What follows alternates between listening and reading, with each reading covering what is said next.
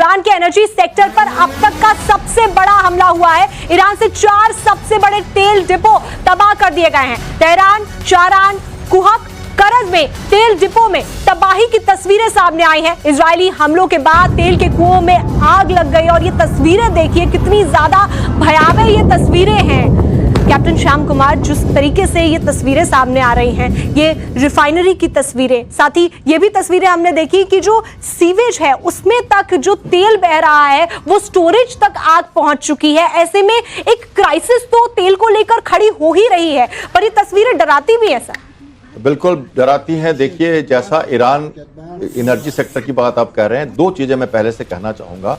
पिछली बार लड़ाई बंद हुई जब कतार पर अटैक कर दिया ईरान ने, लड़ाई उस दिन बंद हो गई। ट्रंप ने कहा हमने अपनी न्यूक्लियर जो इंस्टॉलेशन है उसको नष्ट किया, मिलिट्री पावर दिखा दी, अमेरिका जो कर सकता है हमने कर दिया, इसलिए अब हम वॉर बंद करते हैं।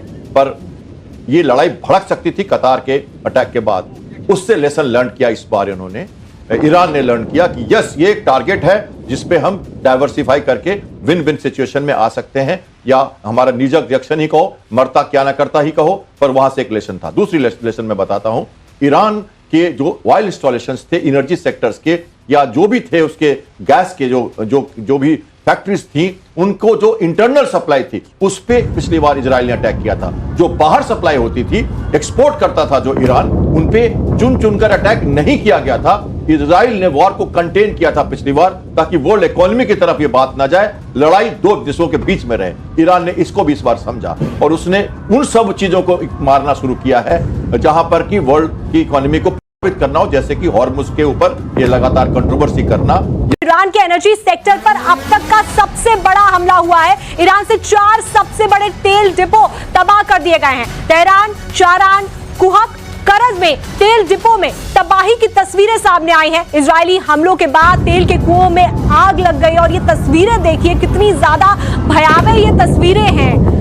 कैप्टन श्याम कुमार, जिस तरीके से ये तस्वीरें सामने आ रही हैं, ये रिफाइनरी की तस्वीरें, साथ ही ये भी तस्वीरें हमने देखी कि जो सीवेज है उसमें तक जो तेल बह रहा है वो स्टोरेज तक आग पहुंच चुकी है। ऐसे में एक क्राइसिस तो तेल को लेकर खड़ी हो ही रही है, पर ये तस्वीरें डराती भी है सर।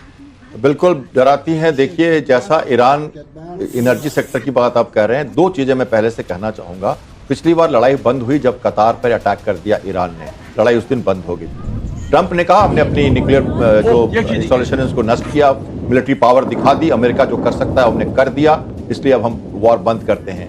पर ये लड़ाई भड़क सकती थी कतार के अटैक के बाद। उससे लेसन लर्न किया इस बार इन्होंने, ईरान ने लर्न किया कि यस, ये एक टारगेट है जिसपे हम डाइवर्सिफाई करके विन विन सिचुएशन में आ सकते हैं, या हमारा निजक रिएक्शन ही कहो, मरता क्या ना करता ही कहो, पर वहां से एक लेसन था। दूसरी लेसन मैं बताता हूं, ईरान के जो ऑयल इंस्टॉलेशंस थे एनर्जी सेक्टर्स के, या जो भी थे उसके गैस के जो भी फैक्ट्रीज थी, उनको जो इंटरनल सप्लाई थी उस पे पिछली बार इजराइल ने अटैक किया था। जो बाहर सप्लाई होती थी, एक्सपोर्ट करता था जो ईरान, उन पे चुन चुनकर अटैक नहीं किया गया था।